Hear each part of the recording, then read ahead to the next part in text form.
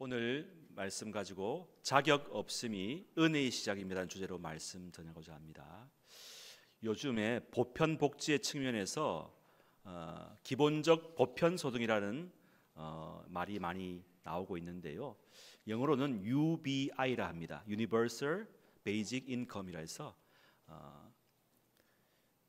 개개인 국민 개개인에게 무조건적으로 계속 지속해서 주는데 현금으로 고정된 수입이 되도록 주자는 방안인데 이미 핀란드라든지 아이슬란드라는 나라는 실험적으로 보편적 기본소득을 시행하고 있습니다.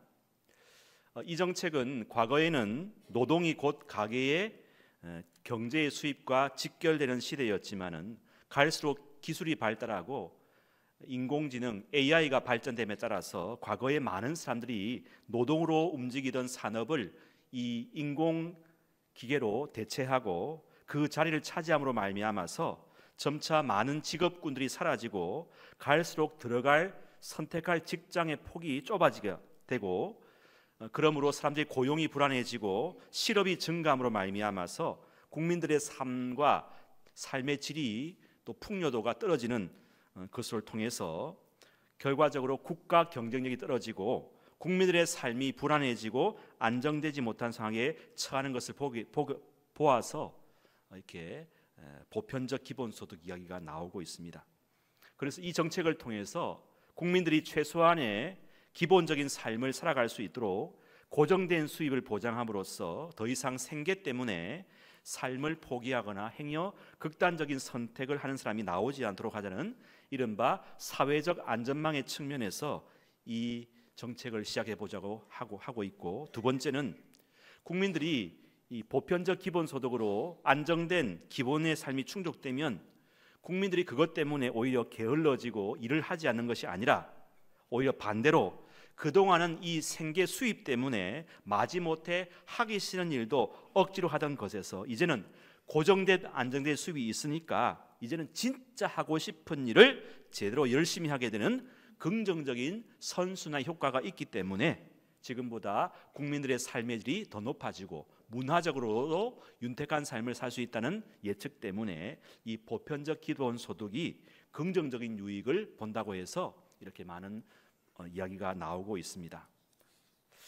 이 보편적 기본소득을 살펴보면요, 성경에서 말하는 이 은혜라는 이미지와 많은 면에서 유사한 것을 보게 됩니다.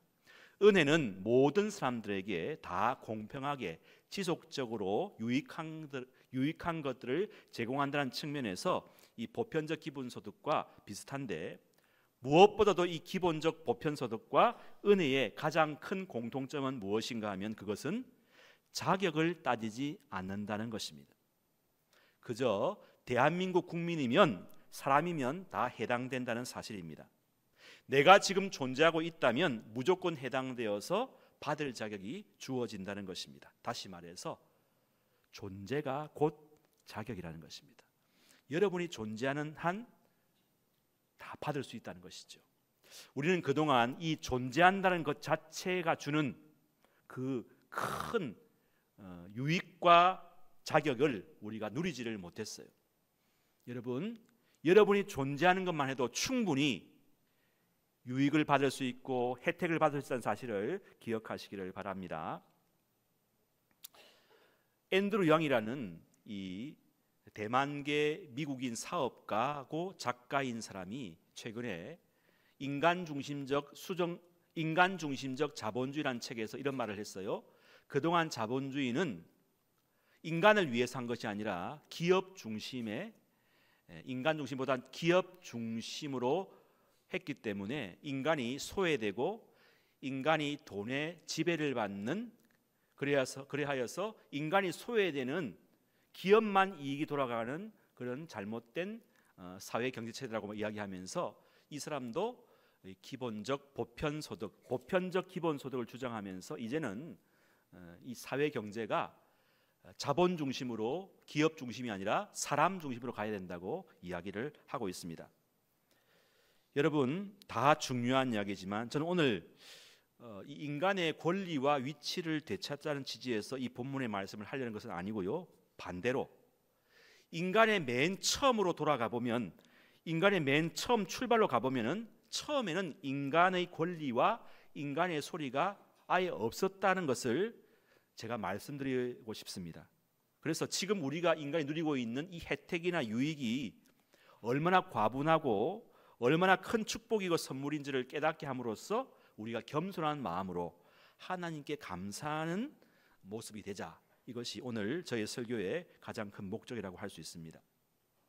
오늘 본문에서 이 가나안 여인이 예수님께 나와서 자기 흉악한 귀신 들린 자기 딸을 살리기 위해서 간절한 마음으로 엎드리고 주님 불쌍히 여겨 주십시오 이렇게 고백했을 때 예수님께서 그래 고쳐주는 게 아니고 어떻게 말합니까? 그녀가 이방인이라고 거룩한 것을 개에게 줄 수 없다고 이렇게 차별적인 그녀의 인격을 깎아내린 듯한 말을 하면서 했을 때 그녀가 실망하고 돌아간 것이 아니라 어떻게 합니까? 예수님 당신의 말씀이 100번 옳습니다. 저는 병고침을 받을 자격 자체가 안 되는 비천하고 소외된 존재에 불과합니다라고 이렇게 이야기합니다. 예수님이 놀랐어요. 더 나아가 이 여인은 이렇게 말하죠. 하지만 그 개들도 주인의 식탁에서 떨어지는 부스러기는 먹을 수 있지 않습니까? 라고 하면서 자기는 그 은혜의 부스러기라도 받을 수 있게 허락해달라고 더 예수님께 간절히 매달리는 모습을 볼 수 있습니다. 예수님은 이 여인의 고백에 감동을 받아서 말하죠. 여자여 네 믿음이 크구나, 네 소원대로 되리라 하시면서 그 여인의 딸의 병을 고쳐줬다는 이야기입니다. 우리는 여기서 이 여인이 정말 딸을 위해서 간절한 마음으로 기도해서 응답받았다는 그것도 중요하지만은 오늘 본문을 통해서 우리가 말씀을 나누고자 하는 것은 이 가나안 여인의 기본적인 인간 인식에 대한 자기 인식에 대한 자세가 어떠한가를 좀 더 살펴보기를 원합니다. 이 가나안 여인의 기본적인 인간 인식에 대한 첫 번째 자세는 자신이 자격 없음을 인정했다는 것입니다. 여러분, 이 자기의 자격 없음을 인정한다는 것 시작은 바로 인간의 시작을 통해서 살펴볼 수 있는데요. 여러분, 인간의 출발은 진화론에서 말하는 원핵 생물, 단세포 생물이 결코 아니라는 사실입니다. 그리고 그 원핵 생물이 진화 발전해서 고등 생물이 되고 또 그 고등 생물이 유인원, 유인원이 뭐죠? 막 이렇게 하는 거 있잖아요. 약간 그 유인원이 지금의 인간의 모습이 되었다고 말하는데 맞을까요? 틀릴까요? 아니죠. 여러분, 인간은 철저하게 창조주 하나님에 의해서 의도되고 계획된, 다시 말해서 무에서 창조되었다는 사실입니다. 인간의 출발이 무엇이죠? 없음, 무, 아무것도 아닌 것에서 출발했다는 것을 우리가 기억해야 됩니다. 이것을 라틴어로는 크레아치오 엑스 니힐로라 말합니다. 크레아치오는 create, 창조하다는 말이고요. 엑스는 뭐뭐로부터의 from, 전치사고 니힐로는 nothing, 없다는 것입니다. 그러니까 인간은 아무것도 없음에서 시작되었다는 뜻입니다. 여러분, 하나님이 만약에 우리를 생각하지 않으셨거나 계획하지 않으셨다면 우리는 계속 영원히 존재가 없었을 수도 있고 안 태어났을 수도 있었다는 말이 되죠. 여러분, 만약에 저와 여러분이 하나님이 우리를 계획하지 않으시고 우리를 이 땅에 안 보내셨다면 어쩔 뻔했겠습니까? 여러분, 생각만 해도 오싹하지 않습니까? 내가 만약에 이 세상에 안 태어났다면. 여러분, 그런데 우리는 우리가 탄생하고 존재한 것을 너무 당연한 것처럼 자연스럽게 마치 예정되고 필연적으로 시행된 것처럼 여기지만 사실 하나님의 존재는 굳이 우리 인간이 없으셔도 될 만큼 충분하게 당신 자신으로 만족하시고 기뻐하시고 자기 충족적인 신이 하나님이셨다는 것입니다. 하나님은 스스로를 충분히 기뻐하시기 때문에 굳이 우리 인간을 만들어야 된다는 당위나 의무가 하나님 당신에게는 결코 없었습니다. 하지만 하나님의 그 사랑의 본질적 속성상 자기 속에서 이 완전한 기쁨과 행복을 홀로 누릴 수가 없기 때문에 우리와 인간과 행복을 나누시기 위해서 우리를 만드셨어요. 흙을 재료로 우리 인간의 형체를 만드시고 마지막으로 호흡을 불어넣으셔서 생명이 되게 하신 것입니다. 이것이 인간의 시작 출발입니다. 그리고 창조된 인간을 보시면서 하나님이 보시기에 심히 좋았더라고 말씀하십니다. 히브리어로는 톱메오라고 말하죠.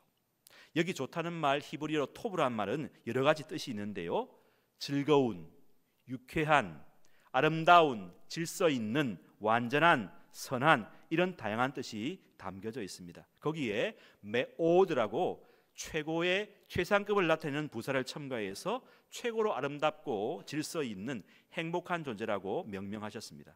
그리고 그 창조한 인간을 가장 안전하고 완벽한 세상인 에덴 동산에 살도록 하셨습니다. 여러분, 에덴 동산에서 몇 년간 살게 하셨을까요?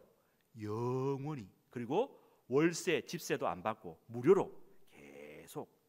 대신에 딱 한 가지 조건이 있다고 했습니다. 우리가 잘 아는 그게 뭐죠?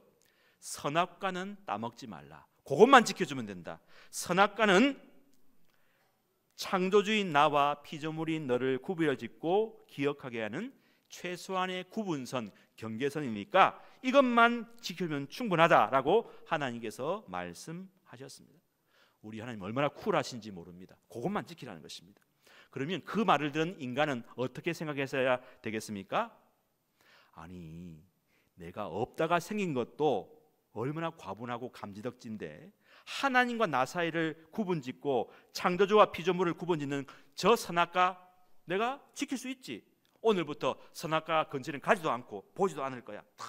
이런 생각을 하면 좋은데 인간이 생각과 판단과 이성과 머리가 발달하니까 자기의 처음 출발을 망각한 채 자기가 뭔가 된 것처럼 생각하고 행동하다가 어떻게 합니까? 선악과를 따먹죠. 이 지점이 인간의 원죄 타락의 출발이었다는 사실입니다. 그리고 우리 인간은 지금도 이 선악과를 계속 따먹고 있는 중이죠. 여러분, 인간의 실패는 무엇입니까? 맨 처음에 내가 어떤 존재인지를 기억하지 못하는 실패죠. 하나님의 은혜를 묵상하지 못하는 실패죠. 내가 누구인지, 나는 어디서 왔는지를 자꾸 잊어버리기 때문에 이런 원죄의 굴레를 계속 반복하는 것입니다. 가끔씩 여러분이 사회생활할 때 사람들에게서 따돌림이라든지 혹은 소외당하고 섭섭한 마음을 당할 때가 있지 않습니까? 때로는 부당하게 억울한 일을 당해서 외롭게 홀로 있으면서 이런 생각이 들지 않으십니까? 왜 나는 아무것도 아닌 존재처럼 느껴지는 것일까? 제가 답을 알려드리겠습니다. 지금 여러분이 그런 마음이 드시는 것은요, 그 사건의 결과가 영향이 내 감정에 미치기 때문에 그런 마음이 들 수도 있겠지만요, 사실은 그 사건의 충격이 비로소 여러분의 처음 모습을 발견하게 만든다고 보면 됩니다. 다시 말해서 우리의 뿌리가 무엇인가? 허무, 무, 아무것도 아닌, 원래 내가 처음부터 아무것도 아니기 때문에 가끔씩 좀 소외당하거나 기분 나쁜 일 당할 때 왜 내가 아무것도 아닌 것처럼 느껴질까? 왜 그렇다고요? 원래 아무것도 아니라서 그래요. 그러니까 평소 때는 전혀 그런 감정이 안 느껴지다가, 그런 시간도 없다가 다 나를 버리고 떠나고 혼자 남았을 때 배란감 밀려올 때, 허무감이 밀려오고 쓸쓸함이 밀려오고 극도의 외로움이 밀려오는 그것이요, 사실은 우리의 원래의 원초적인 첫 모습이었다는 사실을 그대로 말해주는 것이라고 할 수 있습니다. 그런데도 우리는 너무 자기를 포장하고 덧입히고 과장된 나를 보면서 나는 그래도 이 정도면 충분하지, 인정받을 자격을 갖춘 좀 괜찮은 존재, 영어로는 something, anything으로 생각해 왔다는 것입니다. 나에게 있는 자격증, 스펙, 사회적 평가와 인정, 존경, 칭찬, 명예가 나를 말해준다고 스스로 위로하면서 그렇게 자신만만하게 살아오고 있지는 않습니까? 여러분, 그런 생각이 들 때마다 꼭 기억하시기 바랍니다. 이것은 나의 진짜 모습이 아니다. 가짜다. 포장되고 덧입히고 채색되어지고 때론 과장된 가면을 쓴 존재라는 사실을 인정해야 됩니다.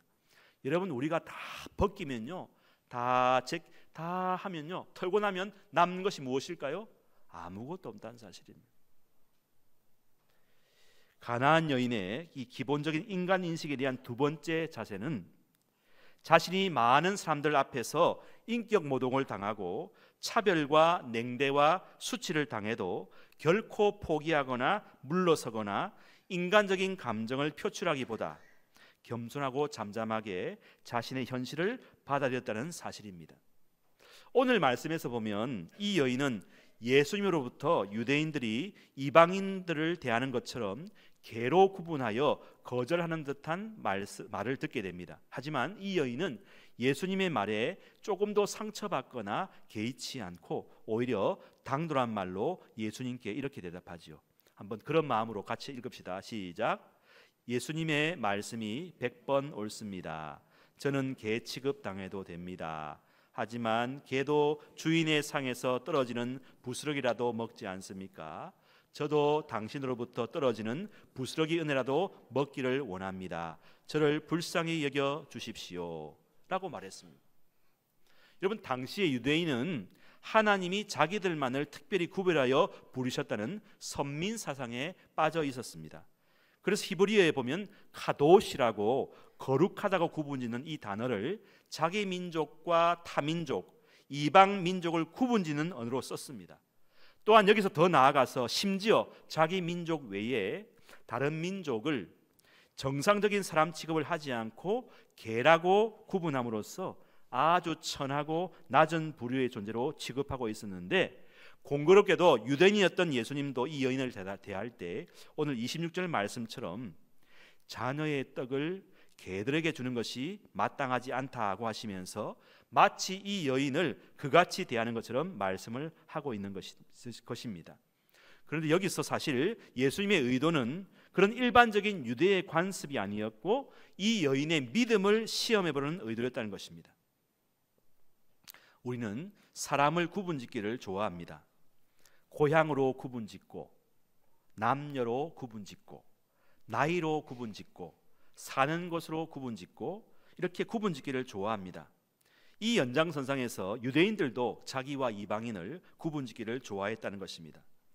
유대인은 이방인을 처음부터 하나님이 택하지 않으셨다고 생각했습니다. 심지어 그들을 지옥의 땔감으로까지 생각했습니다. 사실 오늘 등장하는 이 가나안 여인도 구약 여호수아서에서 보면 진멸할 백성 중에 한 사람이었습니다. 사람 취급을 하지 않았습니다. 거룩이라는 이름으로 선민사상, 시오니즘이라는 이름으로 지금도 이스라엘과 이란, 이라크, 팔레스타인과 계속되는 분쟁 이면에는 이 같은 인간을 구분짓고 구별하는 왜곡된 사상과 이념이 근저에 깔려 있는 것입니다. 사람들은 피부색과 혈통과 가문과 조상과 역사와 전통에 따라서 구분짓고 구별하고 차별하고 갈등하고 정죄하고 심지어 전쟁을 벌이기까지 합니다. 이념과 사상으로 원수되기도 하고 심지어 교회 안에서도 편을 가르기도 합니다. 안 되죠.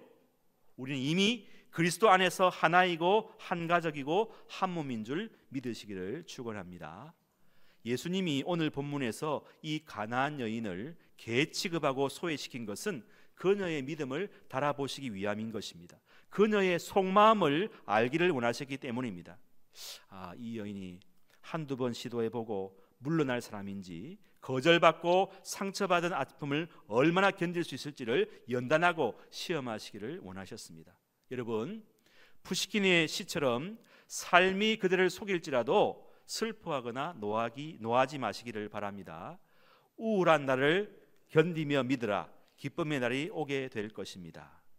이 가나안 여인의 마음 속에는 귀신 들린 딸을 향한 애절한 마음과 간절한 목마름이 있었지만 동시에 나는 처음부터 이 자리에 나올 수 없는, 아무 자격이 없는, 그래서 예수님께서 무조건적으로 나를 받아주시고 용납해 주시는 그 자비와 긍휼하심이 아니면 나는 희망이 전혀 없다라고 자신을 그렇게 생각했다는 것입니다. 여러분은 우리 주님께 어떤 모습으로 나아오셨습니까? 입술로는 주님, 발가락에 때만도 못하고 티끌만도 못한 이 죄인이 감히 거룩하고 영광스러운 주님 앞에 나왔습니다. 말로는 그렇게 고백하지 않습니까? 그러나 내 마음 중심에는 여전히 포장되고 채색되고 덧입혀진 깔끔하게 정갈하게 정돈된 존재로 하나님 앞에 선 바리새인처럼 서 있지는 않습니까? 주님, 저는 그래도 목사로, 장로로, 안수집사로, 권사로, 집사로, 성도로, 또 집안의 가장으로, 책임자로, 보호자로, 그래도 그동안 교회를 위해서, 하나님을 위해서 이런 희생도 수고도 노력도 했습니다라고 나를 내세우지는 않습니까? 마치 주님 앞에서, 사람들 앞에서 자격이 있고 내세울 것이 있고 드러낼 것이 있는 그런 존재인 양 말하지 않습니까? 끝까지 내가 나를 위하여 포기할 수 없는 것은 나의 이 알량한 자존심, 자부심, 나의 경력, 평생 살아온 이력, 직함과 인맥과 재산과 명예와 시간과 전통이라고 생각하지 않습니까? 그런데 하나님 앞에서는, 예수님 앞에서는 그 모든 것이 아무것도 아니라는 사실입니다. 오늘 우리는 이 가나안 여인의 기본적인 자기 인식을 통해서 우리가 살아갈 때 어떻게 자신을 인식하고 살아가야 하는지를 배울 수가 있습니다.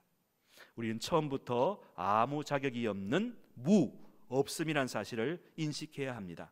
가끔씩 내 마음에 다가오는 실존적 허무감, 무의미성, 공허감, 허전함이 본래 우리의 시작이었다는 사실을 인식하기를 간절히 바랍니다.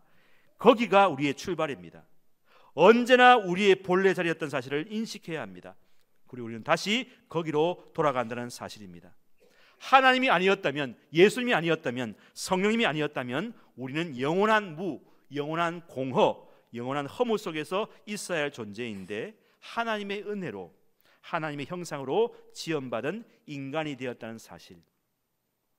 그래서 우리가 우리를 형성하는 것이 사회적인 세상적인 지위나 성공이나 스펙이나 자격증이나 평판이나 학력이나 경력이 아니라 오직 그리스도의 영으로, 생명으로 옷 입는 것, 새로운 존재로 태어나는 것이 우리의 진짜 모습이라는 사실.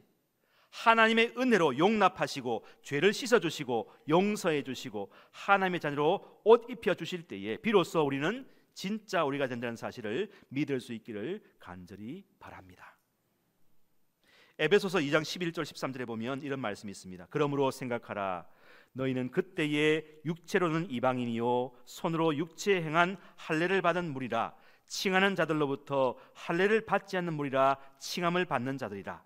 그때 너희는 그리스도 밖에 있었고 이스라엘 나라 밖의 사람이라.